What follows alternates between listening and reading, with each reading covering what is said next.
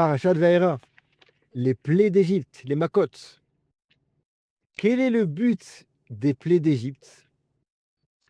À cette question, la Torah elle-même répond, les ma'an teda, afin que tu saches, qui en k'Hashem Elokeinu, qu'il n'y a pas comme Hachem. Et plus loin, elle répète, les ma'an teda, afin que tu sois conscient, qui ani Hachem bekerev haaretz, que c'est moi Hachem qui dirige le monde. Et une troisième fois, notre paracha, vidatem, afin que vous sachiez, qui ani Hachem, que c'est moi Hachem. Donc voilà, la réponse, elle est claire. Le but des makotes, c'est pour être conscient que Hachem, c'est le patron. Alors, je vous propose une histoire magnifique à ce sujet. C'est une famille américaine qui habite New York et dont les parents habitent, eux, à Londres. Et vu la situation, ils font des voyages de temps en temps.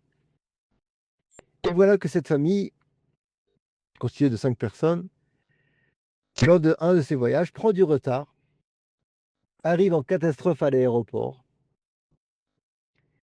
Ils font les formalités très rapidement et enfin embarquent dans l'avion essoufflé. Juste avant le décollage, le père, un horaire collèle, s'aperçoit qu'il n'a pas fait mincha, alors il se met dans un coin sans déranger et commence à Amida. Quelques secondes après, le steward annonce qu'il y a un surbooking, trop de gens dans l'avion, et il faut absolument que certaines personnes descendent. En compensation, il y aura un vol le lendemain, dans de bonnes conditions, et une prime de 1 000 $ par personne qui descend. Waouh! Cet avraire-là, pendant ce là il entend ça. Il dit, ça fait 5 000 $. Pour un avraire collèle, c'est une aubaine. Mais tout de suite, ils sont ressaisis, mais ça ne va pas. Je parle au Meler, Malché à Melachim, au roi des rois Hachem. Je ne peux pas m'interrompre. La elle dit que même si un roi, il me dit bonjour, je ne veux pas lui répondre. Alors il décide de ne pas changer sa tfila, de suivre son rythme. De toute façon, ce qui a été décidé à Rosh Hashanah, c'est pas parce qu'on fait un signe que ça va changer. Et il termine sa Hamida tranquillement, donc. Allez, nous Béar. Et à ce moment-là, une deuxième annonce ici, Ward, qui dit que puisqu'il n'y a personne qui s'est désisté, alors la prime est relevée à 2500 $ par personne. Alors là, cette fois-ci, n'hésite pas, et on va voir le steward, il dit, il n'y a pas de problème, on va descendre, demain, c'est pas grave si on arrive demain. Et voilà que cet avance scolaire qui raconte cette histoire, il dit, voilà, on voit un Shgara Pratit. J'ai touché 5 000 $ parce qu'il y a eu un surbooking, et le reste, les 7 500, c'est parce que j'ai respecté la halakha. C'est marqué dans les Sorim que celui qui respecte les mitzvot, jamais il est mafsid, jamais il perd. Et ben voilà. On a une leçon ici de Ashgar Pratit. Et Béhémet, la vraie Emouna, c'est pas que lorsque l'histoire elle se termine bien, comme dans notre histoire, mais même lorsqu'elle se termine un peu moins bien. Même lorsque des fois ça fait mal, on croit que ça fait mal, on ne sait pas que ça fait mal. Hein. Mais Hachem, il est miséricordieux, même cette forme de mal, Béhémet, c'est pour le bien. Plus loin dans la paracha, hein, c'est marqué Vaïdaber Hachem el Moshe ve'el Aaron, Vaïtzalem el Bene Israël ve'el Paro.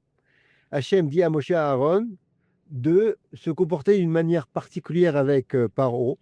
Dit Rashi, il explique L'achlok lo kavod bidrevarim. Lui parler avec respect. Il demande le Khatam Sofer pourquoi. On parle ici d'un tyran qui tue 300 personnes par jour. Pourquoi lui parler avec respect? Il faut mettre les points sur les i, lui parler durement. Réponse magnifique du Khatam Sofer, et c'est un grand, grand, grand moussard pour nous. C'est que si Moshe et Aaron avaient parlé durement à Paro, et donc il aurait eu quelque part une certaine honte, et bien cette honte-là aurait été une capara, une expiation de ses fautes, quelque part, pas toutes les fautes évidemment, qui aurait fait que cette expiation, les 10 makotes n'auraient pas pu venir sur le Mitzrayim. La capara qu'il aurait eu de la honte qu'il aurait eu si on lui avait parlé durement, eh ben, aurait atténué les 10 macotes, et ils n'auraient pas dû arriver, les 10 macotes. On voit la force de quelqu'un qui se fait comme ça, qu'on lui fait honte, comment c'est méchaper. On raconte l'histoire de quelqu'un qui, une fois, il a fait une seoudat oda, une seouda un repas de remerciement. Alors on lui a demandé, pourquoi tu remercies, c'est quoi l'événement que tu as eu? Tu étais malade, tu es guéri, tu as fait un voyage, tu étais en danger, tu as été sauvé, tu as eu un miracle? Non, non, non, pas du tout, je veux vous raconter. Ce matin, hein, il y a quelqu'un qui m'a fait une honte, mais une honte pas possible. Or, mon papa, il m'a raconté que son papa, il a raconté, etc., etc., non, très loin, que celui qui a un mérite particulier, eh ben, il reçoit une honte dans sa vie qui lui empêche, qui remplace un ersatz d'une maladie très grave qu'il aurait pu recevoir. Alors voilà, je fais cette séouda parce que voilà, j'ai eu la honte et grâce à cette honte-là, eh ben, ça m'a évité une maladie. Donc si celui qui est malade et qui est guéri, il doit faire une séouda toda, un repas de remerciement. Alors moi, à plus forte raison que je dois la faire, parce que là, non seulement je ne suis pas tombé malade, mais en plus j'ai une capara avant de tomber malade, j'ai rien eu du tout. On voit la force de celui qui reçoit une honte dans sa vie, combien c'est Béhémet capara. On donne un machal à cette histoire-là. Rabbi Elimelech Miderman, il dit que c'est comme quelqu'un, hein, qui est en train, à l'époque, c'était un peintre de bâtiment, et voilà que lui, il est en train de descendre sur le bâtiment, en train de peindre, et son collègue, en haut, il le tient sur un fil comme ça, très fort. Et voilà que dans l'exercice de leur fonction, ils se disputent, et le peintre lui dit, si tu continues à m'embêter, je vais t'envoyer la corde, c'est en fait une corde, une corde élastique comme ça, je vais t'envoyer la corde dans la figure. Et celui qui en haut, il lui répond, mais si tu fais ça, tu vas mourir. Alors le Misha, il est évident, c'est que des fois, on a envie de se venger de quelqu'un qui nous fait honte. On lui a envie de lui envoyer la corde dans les yeux. Mais Béhémet, quand on fait ça, eh ben, c'est notre mort. C'est marqué que Malbin Pene Chabero Barabim, Ello, Chelek là-bas, celui qui fait honte à quelqu'un en public, il n'a pas de Chelek là-bas. Donc même si c'est doux, c'est marqué, hein, dans le Michelet, c'est doux de se venger, mais Béhémet, quand on se venge et on fait honte à l'autre, eh ben, c'est très très grave.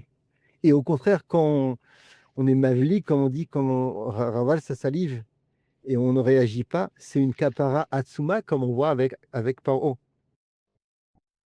Une autre histoire magnifique à ce sujet encore, celle d'un rave qui avait envie comme ça, je ne sais pas pourquoi, mais il avait envie d'avoir un talit fait d'une laine qui provenait d'Eretz Israël. Bon, il a envoyé un talmid, allez lui acheter ça, il n'habitait pas en Eretz Israël. Le talmid arrive, il lui donne le talit, et le rave donne ça à un tailleur. Il lui explique voilà, qu'il faut faire un trou, et puis après tu me le donnes, je vais mettre les tzitzit. Le tailleur, il s'est embrouillé. Il a fait un kipoul, il a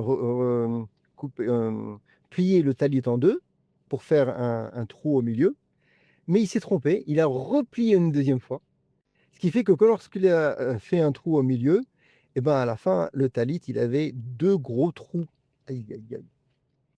Alors l'artisan, le tailleur, à la fin, il ne savait pas quoi faire, mais il n'avait pas le choix. Il va voir le rave, il dit, je me suis trompé, je suis désolé, j'ai fait une grosse erreur, le talit, il est foutu. Il y a deux trous comme ça, je sais pas excusez-moi.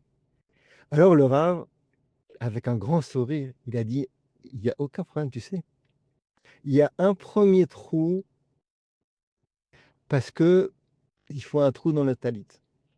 Et le deuxième trou, c'est pour que moi, et il dira Ephraim, il ne s'énerve pas vu la situation.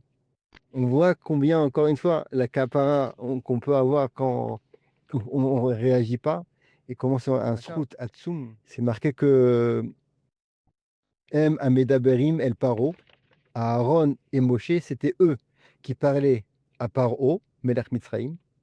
Rashi il dit que des fois c'est marqué Moshe et Aaron, ensuite, et cette fois-ci c'est marqué Aaron et Moshe. Pourquoi en inverse? Réponse de Rashi, c'est pour dire que Ayush, Shneem Ayush Kulim, pour dire que les deux, Ils avaient le même niveau de Ruchniut. Alors, les questions du Tav Sofer, le fils de Khatam Sofer, elle est forte, il dit, mais c'est pas vrai. Moshe était plus grand que Aaron.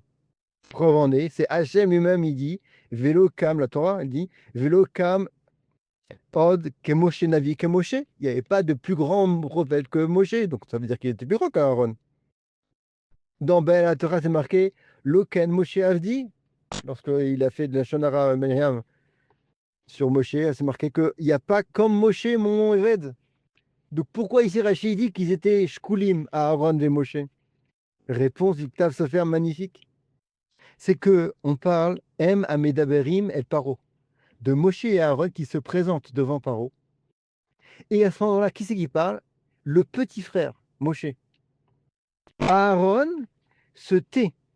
Et plus que ça, il est même le métourgomane, entre guillemets, son serviteur. Cette réaction-là, le fait qu'il est prêt à se mettre de côté, être le serviteur de son frère, lui a donné un srout atsum qui a fait qu'à ce moment-là seulement, il était shkulim, il était shakoul, avait le même niveau que son frère Moshe Rabbeinu. On voit encore une fois comment quelqu'un qui travaille ses midotes, et encore plus lorsqu'on lui fait honte, il ne réagit pas, comment il a un srout atsum, ça enlève des fautes, ça enlève des maladies, comme on dit tout à l'heure. Et voilà, tout ça pour dire aussi la Shgacha pratique, comment Akol il contrôle le monde, Vedat Hashem, toujours on soit conscient, la Emouna d'Hachem, il est là pour notre bien. Shabbat Shalom.